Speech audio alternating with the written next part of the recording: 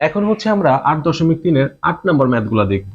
গত ক্লাসে হচ্ছে আমরা 7 নম্বরগুলা করছিলাম।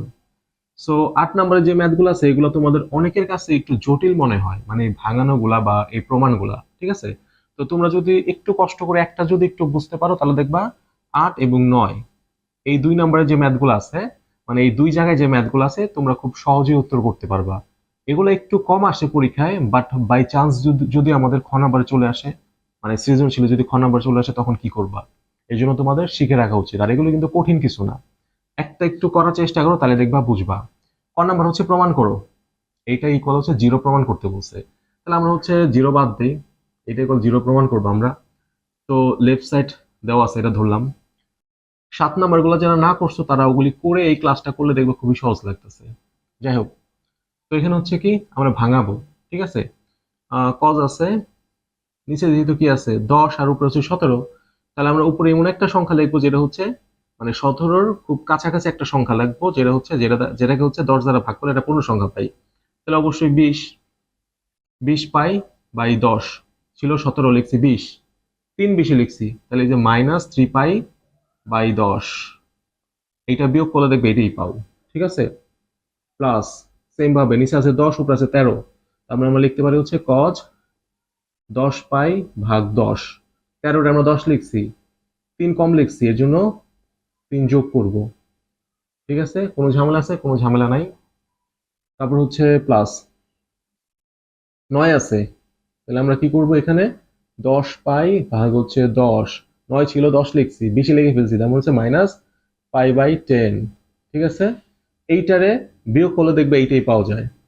আর লাস্টে যেটা আছে আমরা যা আছে তাই লিখি, π/10, ঠিক আছে?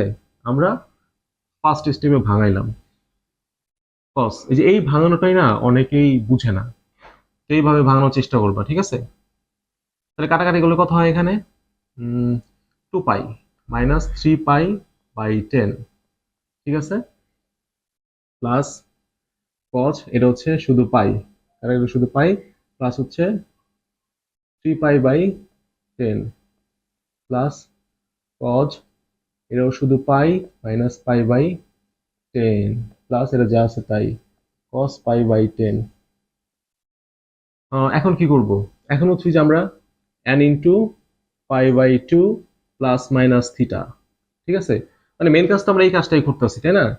তো এর পরের লাইনটা না না করলেও চলে, তুমি যখন বুঝবা তখন এর পরের লাইনটা স্কিপ করেই করতে পারবা। যাই হোক, আমরা যেহেতু ফার্স্ট টাইম করতেছি, নতুন নতুন শিখতেছি, তো আমরা এই লাইনটা করেই করি, ঠিক আছে? মানে এই আকৃতির করি আর কি। cos 2 পাইকে কি লেখা যায়?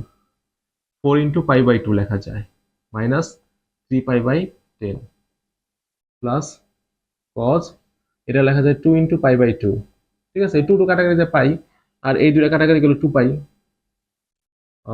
প্লাস 3 π/10 প্লাস cos, সেম ভাবে হচ্ছে 2 × π/2 -π/10 প্লাস cos π/10।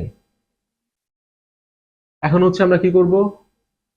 এই আমাদের n এর মানটা কি, মানে এখানে জোড় না বেজোড় এইটা দেখবো, এবং হচ্ছে কোন কোয়াড্রেন্টে পড়ে এটা দেখবো, দুইটা জিনিস দেখবো, ঠিক আছে?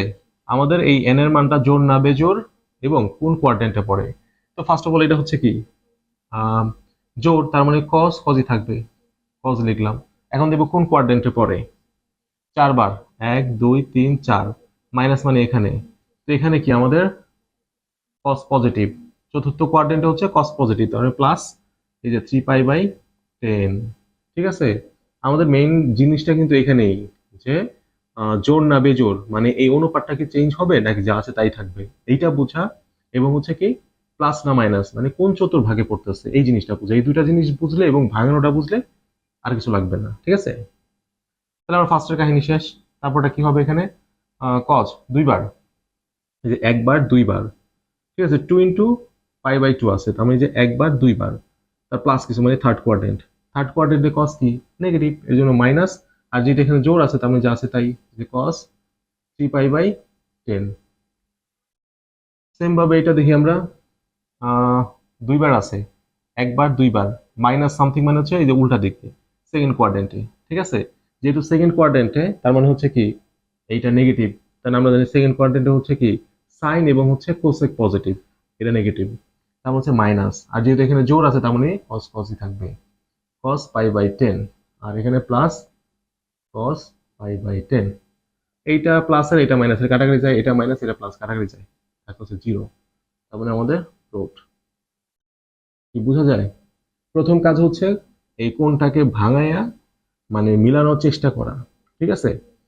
মানে কোণটাকে মানে ভাঙানো বুঝতে পারা, এবং হচ্ছে কি আহ এই অনুপাতটা চেঞ্জ হয় কিনা এইটা বুঝতে পারা, এবং হচ্ছে প্লাস হবে না মাইনাস হবে এইটা বুঝতে পারা। এই তিনটা জিনিস বুঝতে পারলে দেখবা যে 8.3-এর সব অঙ্কই তোমার কাছে সহজ লাগে। এখন হচ্ছে আমরা 8-এর খ নাম্বার দেখব। তো সেম জিনিস এখানে। তো এখানে একটু আগে কিন্তু আমাদের মানে যোগ আকারে ছিল, কিন্তু এখানে সবগুলা কিন্তু গুণ আকারে আছে, ঠিক আছে? আর এগুলো ইকুয়াল হচ্ছে আমাদের কি ওয়ান প্রমাণ করতে বলছে। তাহলে আমরা কি এটা লেফট সাইড দিয়ে শুরু করি, আমাদের হচ্ছে ওয়ান প্রমাণ করতে বলছে। তো ধরে নিই এটা হচ্ছে লেফট সাইড, আর সবগুলা কিন্তু গুণ আকারে আছে। সো এখানে হচ্ছে এটা আমরা ঠিক রাখি, 10 পাই বাই 12 ঠিক রাখলাম, এটাকে আমরা ভাঙাই। সেম ভাবে ভাঙাবো, নিচে আছে 12, উপরে এমন একটা সংখ্যা দিব যেটা হচ্ছে আমাদের পূর্ণ সংখ্যা আসে, ঠিক আছে? তাহলে হচ্ছে 10 6 পাই ভাগ হচ্ছে 12 দিলাম। তাহলে আমাদের আসলে 5, আমরা লিখছি 6, তাহলে -π/12, ঠিক আছে? আমরা কিন্তু এখানে ভাঙায় কি করতেছি, কোনটাকে n × π/2 প্লাস মাইনাস থিটা এই আকৃতির বানাইতেছি, ঠিক আছে? তাহলে এটাকে ভাঙাইলাম এইভাবে, নিচে দিই। এটাকে ভাঙালে কি করা যায়, 10 এটাও 6 π/12, এখানে কি করছি 7 আসলে 6 লিখছি, এক কম লিখছি, তাহলে হচ্ছে প্লাস করব, এই +π/12 10, এখানে আছে কত 11, নিচে আছে কত 12, তাহলে 12 π/12, 11 ছিল আমরা 12 লিখছি, এক বেশি লিখে ফেলছি, তাহলে -π/12, ঠিক আছে? আমাদের ভাঙানো শেষ। 10 π/12, 10 π/12, তো এটা আমরা একটু কাটাকাটি করি। 10 কত হয় π/2 -π/12, ঠিক আছে? 6 দ্বারা 12 কাটলাম, 10 π/2 প্লাস π/12, 10 শুধু পাই মাইনাস π/12, ঠিক আছে? যখন তুমি বুঝবা তখন হচ্ছে কয়েকটা লাইন স্কিপ করে করতে পারবা, ঠিক আছে? তো এখানে হচ্ছে 10 π/12, এটা আমরা কিছুই করি না, যেমন আছে এমন রাখছি আমরা। তো এখানে কি, যদি আমরা এই কোণটাকে যদি আমরা এটার সাথে তুলনা করি, n × π/2 প্লাস মাইনাস থিটা, এটার সাথে যদি তুলনা করি তাহলে হচ্ছে কি, সামনে কিছু নাই মানে হচ্ছে মনে মনে ওয়ান গুণ আকারে আছে, ঠিক আছে? n n × π/2, যেহেতু এখানে কোনো কিছু নাই তার মানে মনে মনে ওয়ান গুণ আকারে আছে। ওয়ান কি জোড় না বেজোড়? অবশ্যই বেজোড়। যেহেতু এখানে বেজোড় তার মানে ট্যান কি হবে, ট্যান হচ্ছে কট হবে, ঠিক আছে? কট। আর এটা কোন কোয়াড্রেন্টে, কোয়াড্রেন্ট হিসাব করলে হচ্ছে এই যে π/2 মানে এক, মাইনাস সামথিং মানে পিছন দিকে, মানে ফার্স্ট কোয়াড্রেন্টে অল পজিটিভ, তার মানে পজিটিভ, কট π/12, ঠিক আছে? বোঝা যায় কি করলাম? যেহেতু এখানে কি কোনো কিছু নাই তার মানে মনে মনে ওয়ান, 1 × π/2, যেহেতু ওয়ান বেজোড় এর জন্য ট্যানটা চেঞ্জ হয় কি হয়েছে, কট হয়ে গেছে। আর যেহেতু এটা ফার্স্ট কোয়াড্রেন্টে তার মানে হচ্ছে প্লাস হয়েছে।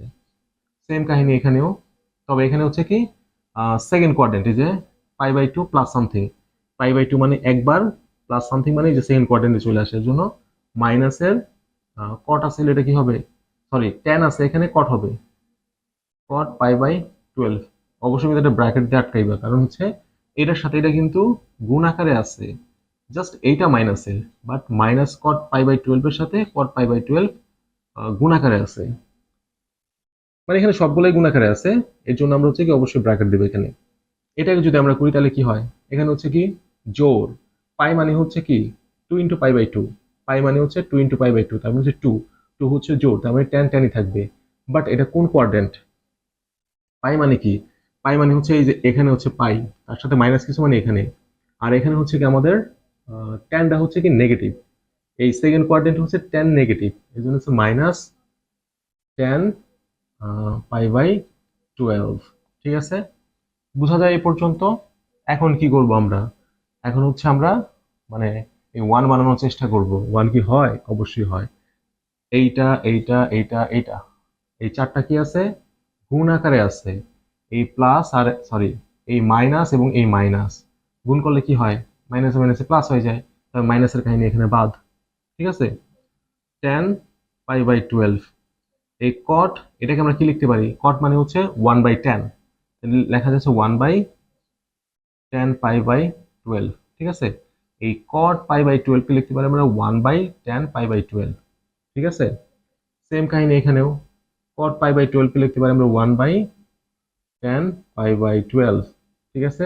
আর এটার মতো এটাই 10 পাই/12। তো আমরা হচ্ছে এই লাইন থেকে এই লাইন কি কি পরিবর্তন করলাম? প্রথমত দুইটা মাইনাস গুণ আকারে ছিল, দুইটা মাইনাসে গুণ করে আমরা প্লাস করছি, মাইনাসের কাহিনী বাদ। তারপর হচ্ছে আমরা সবগুলা কি এক অনুপাতে নিচ্ছি, টেনের মতো টেন ঠিক রাখছি। কট পাই/12 ছিল, এই কটটাকে আমরা কি করছি, টেন লিখছি। আর আমরা জানি কট ইকুয়াল হচ্ছে কি, কট থিটা মানে হচ্ছে 1/tan থিটা, তার মানে কট থিটা ইকুয়াল 1/tan থিটা লিখছি। এখানে কট থিটা ছিল, আমরা 1/tan থিটা লিখছি, ঠিক আছে। আর এটার মতো এটা ঠিক রাখছি।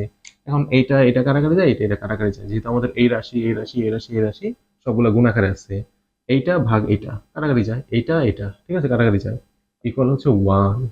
আমাদের 1 প্রমাণ করতে বলছিল। বোঝা যায়? তুমি যখন বুঝবা তখন দেখবে এগুলি সবচেয়ে সহজ।